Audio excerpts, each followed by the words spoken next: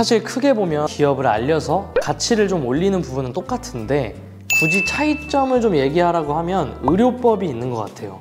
병원 마케팅 광고 같은 경우에는 의료법이 굉장히 까다롭거든요.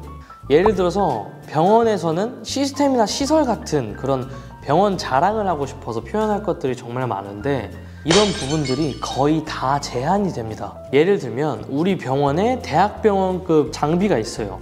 그러면 홍보하고 싶잖아요. 근데 이걸 광고할 수는 없어요. 왜냐하면 이 좋은 장비라고 하면 환자분들이 진짜 좋은 장비니까 여기 가야지 이렇게 현혹당할 수 있는 문구이기 때문에 홍보성으로도 표현할 수 없고 또 예를 들어서 어떤 한의원에서 정말 좋은 한약을 개발한 거예요. 이게 실험도 다 했고 효능도 좋아.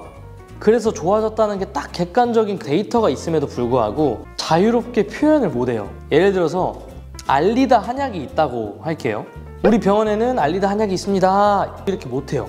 그냥 한약 이렇게만 표현을 할 수가 있어요. 모든 마케팅적인 부분들이 조금이라도 여기 좋다라는 느낌을 줄 수 있는 표현들이 다 제한이 됩니다. 사실 일반 요식업이나 제품 마케팅 같은 경우는 약간 어그로 끄는 문구들을 막 쓸 수 있잖아요.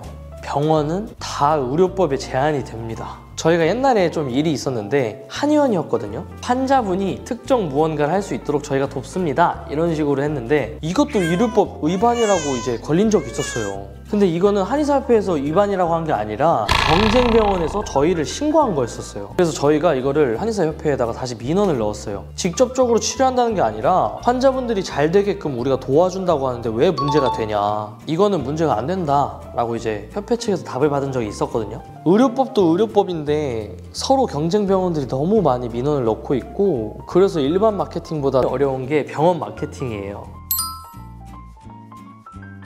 의료법 공부는 필수입니다. 근데 의료법도 한 번 정해져서 쭉 가는 게 아니라 계속 개정이 돼요. 그래서 매번 파악할 수 있어야 되고 제가 직접 해보니까 의료법 첫 번째 1조부터 몇 가지 다 외우고 알아도 실무에서 터득하지 않으면 모르거든요. 계속 공부를 해야 되고 경험이 좀 많이 필요한 것 같습니다. 네이버에 파워링크나 파워 컨텐츠, 키워드 광고하실 때는 의료협회의 심의를 받아야 돼요. 저희 회사도 마케팅 회사다 보니까 파워링크나 파워 컨텐츠 하기에는 일반 광고다 보니까 별도의 심의를 거치진 않거든요. 근데 병원은 의사협회, 치과협회, 한의사협회가 있어서 심의를 받아야 됩니다. 당장 빨리 광고를 해야 되는데 한 달 있다가 두 달 있다가 결과가 나오고 이것도 만약에 반려가 된다 그럼 또 신청해야 돼요. 그래서 한번 하실 때 좀 많이 디테일해야 되고 눈치도 잘 봐야 됩니다.